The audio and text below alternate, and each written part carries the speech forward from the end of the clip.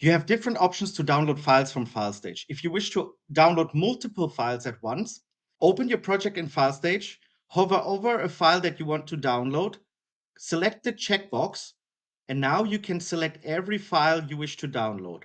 Alternatively, you can also select all files. After you make your selection, click on the download button. An email with the download link will now be sent to your email inbox.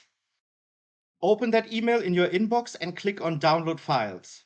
Save that zip file on your computer, and now you need to unpack the zip file on your computer to access the downloaded files. Please also note that the download link is valid for 7 days.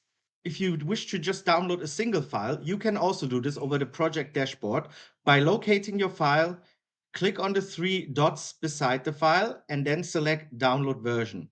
This file will now automatically be downloaded to your computer. You can also download file while you're working inside a file by opening the file.